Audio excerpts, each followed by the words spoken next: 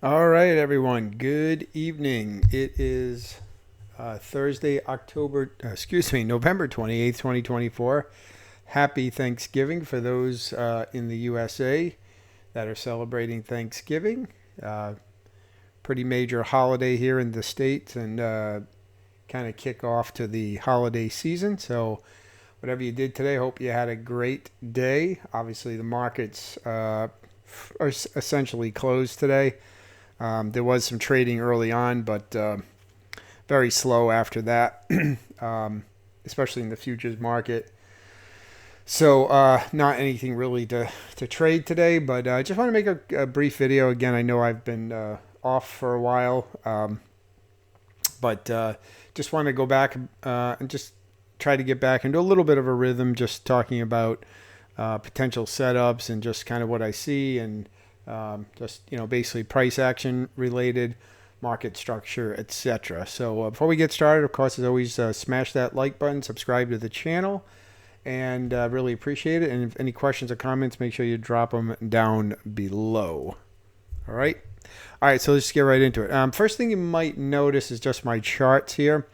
So I have been experimenting with using bars instead of candlesticks. So these are just traditional price bars. These are, kind of an older school way of charting. Zoom in. A bar tells you the exact same things a candlestick does. It's just in a different format. So, if we zoom in, and I'm sure most of you probably know, but just in case. So this blue is a bullish bar, and basically this little hash mark here represents the open price. This tail down here at the bottom represents the low of this candle. This little hash mark here represents the close, and this obviously represents the high. So it shows you open, high, low, close, just the way a candlestick does. It just shows it in a different format, shows them in price bars instead of candlesticks. I'm experimenting with it just because visually I find it less distracting on my eyes, because when I'm looking at charts, I'm pretty much just looking at market structure and price levels. As you can see, I don't have any indicators on my charts. I know I've done a lot of videos talking about certain indicators, and I do that mostly just to show a little diversity and because if you prefer to use indicators or you just like different visual looks, Heikinashi or what have you, then that's why I do those. But in the end, 90% of the time I come back to just naked charts and just use price action.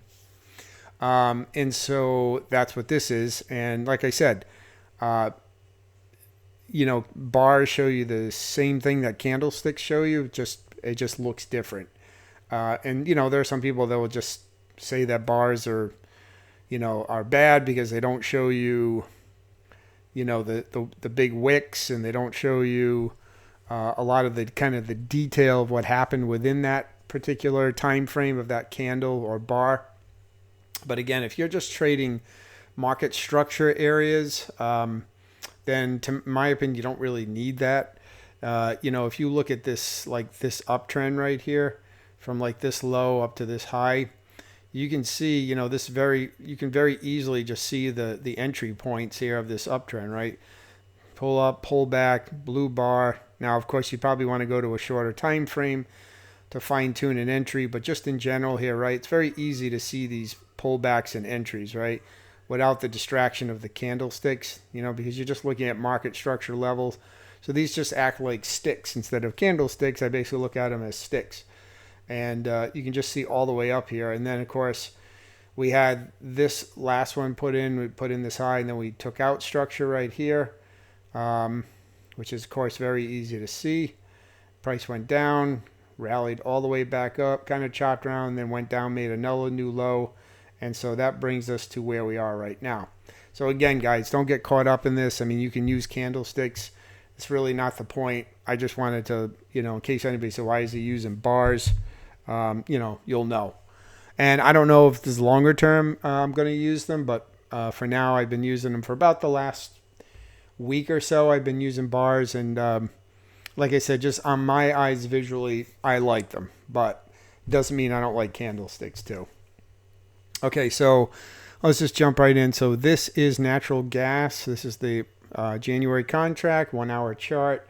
And so as I was just mentioning, we had this break of structure and price coming down.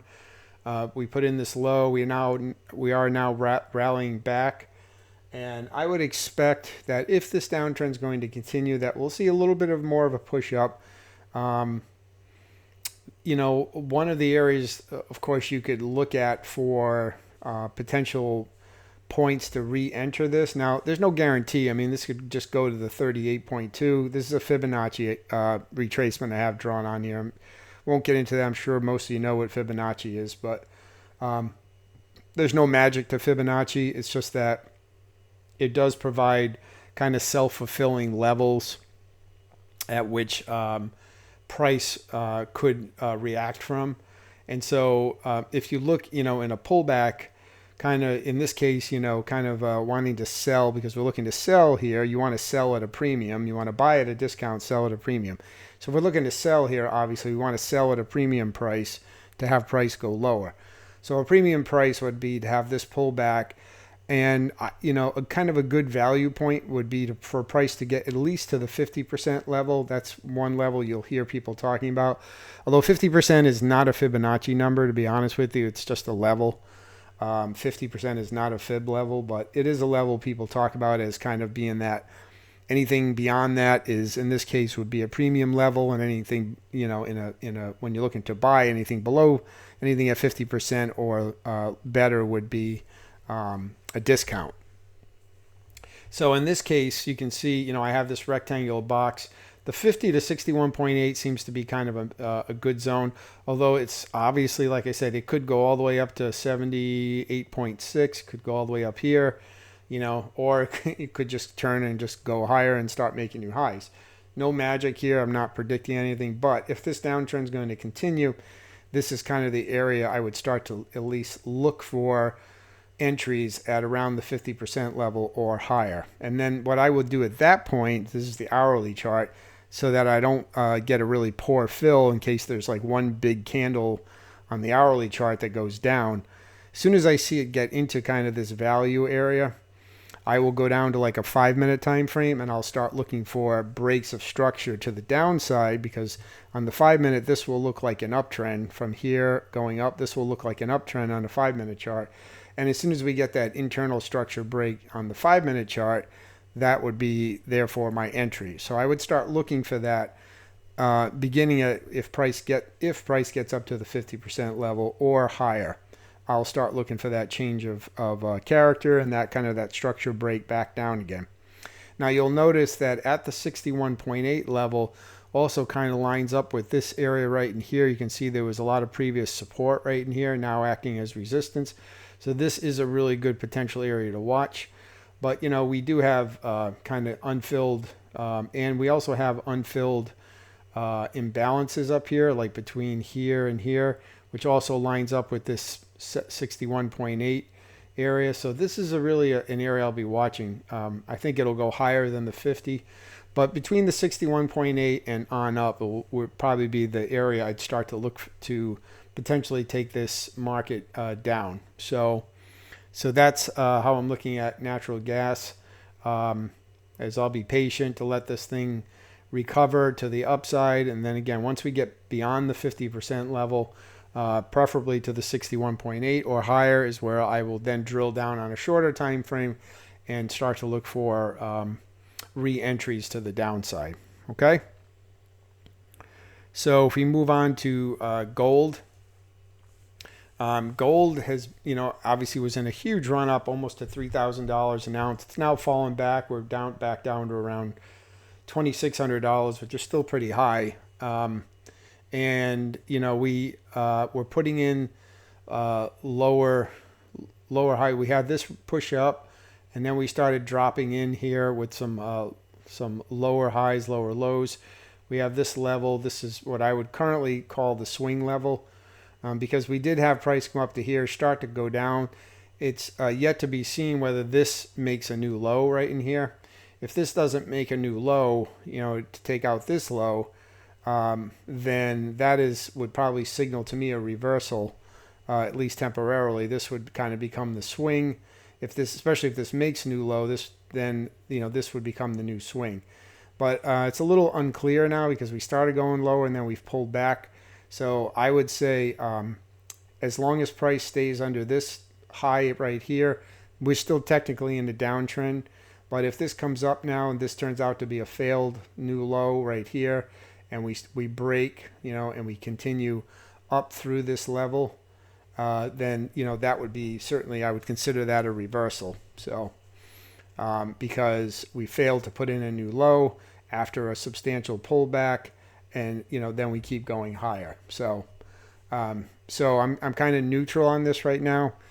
Probably 50% bearish, 50% bullish, only because I would have liked to have seen this, come down further. And it's not to say that it won't, but right now it's a little unclear whether this is going to, continue down here, or if we're going to come up here and take out this swing, in which case my bias would switch back to the bull side. Okay, so that's where I'm at with gold. Oil. So I'm currently in a long position here in oil, as you can see. Why did I take the long? Well, again, it's kind of similar to gold. We were coming down here. We were making new lows. Then we came right here to this low. We came here to this low right here. And you can see we did not take out this low. We stopped. And we had a pretty bullish reversal off this area. This is the 30-minute chart. And then we came down. We retraced it again. Again, this is a nice pullback area. And then I took this order as price started pulling back out of this area. You can see where I got in was right here. Okay, when price started going. And we did get into some profit. We came up to this kind of what I would consider probably like a retail swing level right here. I'm hoping, although we'll see. And then price pulled back again and then tried to go up again. And then, of course, we kind of ran into, holiday, Thanksgiving type slow markets, and probably a lot of people exiting trades. So these last basically 24 hours or at least the last 12 hours of price action, I would probably pretty much throw out the window because it's low volatility on a holiday trading day. So I have a take profit back up here at this area at the tip up here into this high, which I look at as a unfilled imbalance area for price to return to. This area right here, I consider this more of a retail area where there was probably profit taking right here, which forced price back down, or maybe even people trying to go long on a breakout that maybe got in a little too early and maybe got stopped out, or got or are currently in a loss, waiting for this to go back down. So you can see my trade is protected back here at this old low right in here, and so that's fine. If it comes down and continues lower, takes out this low, then I was wrong, and the downtrend continues. So it's a relatively low risk trade. It's about a 3-to-1 risk to reward ratio, which I'm good with. And if price does come up again anywhere in this kind of this unfilled imbalance with this big with this big bar that happened last week, I would be happy with. So we'll see what happens. It's a little bit of a risk because of this area. I'm just counting on it that this area right here will not act as a true continuation area, and the reason why is because it didn't. This swing high did not lead to a new low. Okay, so that's why I don't consider this to be a real swing. I consider this to be the real swing up here. And so if price fails to put in a new low, that it's probably going to go higher and look to fill an imbalance further up. And then at that point, once it gets up here, if it gets up here, then if we could have more of a reaction back to the downside at that point, but we'll have to see. So all right, so on to copper. So this is the March copper. We've kind of rolled over contracts here. So a lot like gold, copper's been consolidating right here. And the last swing we did, which was way up here, we did put in a new low, and we've we pulled back. We're kind of going sideways right here. I still think this has some downside potential. You can see we did take out, a previous major swing low over here. So again, you can see what I have drawn in here, that if we're going to get a continuation or downside continuation, I would almost expect to see price again pop up maybe into a value zone. You can see the 50% level does line up with this old swing low right here.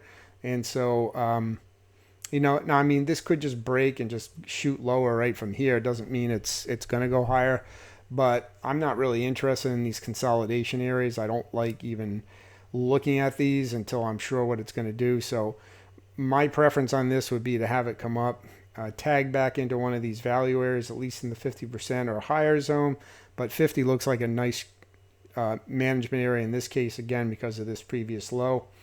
And then look for a potential. And that also would kind of be like a fake out where, breakout traders think, okay, we're going higher. They jump in above these highs. Price goes up a tiny little bit and then dumps again. That would be a classic kind of fake out, head fake back to the downside. So that's where I'm at with copper. But this is a 4-hour chart. So I would be waiting for copper to kind of push back higher. But as long as we stay under this major swing high up here, then I remain, bearish in this market until if and when it takes out this old swing high up here. So, all right, finally on NQ, you can see I am in a short on this.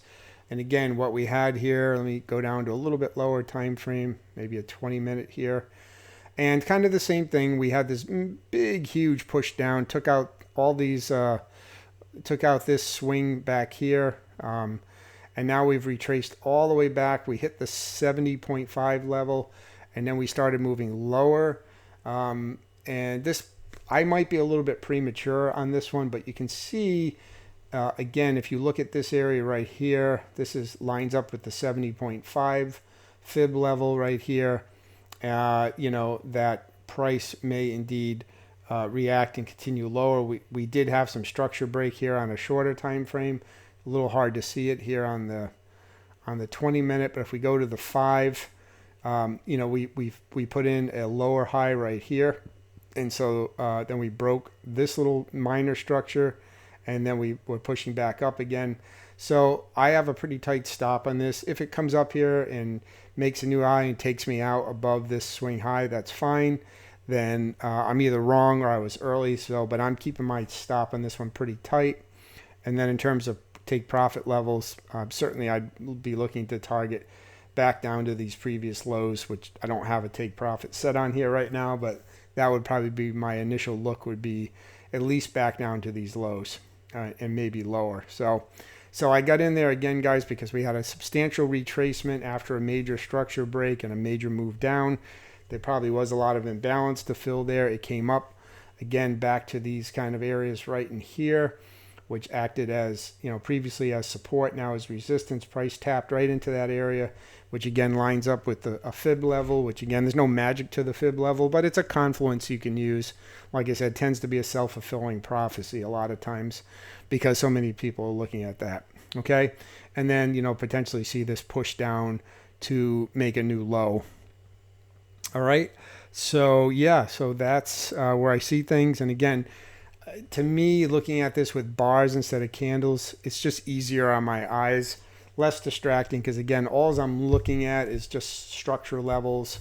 I don't really care about, all the different actual candlestick patterns.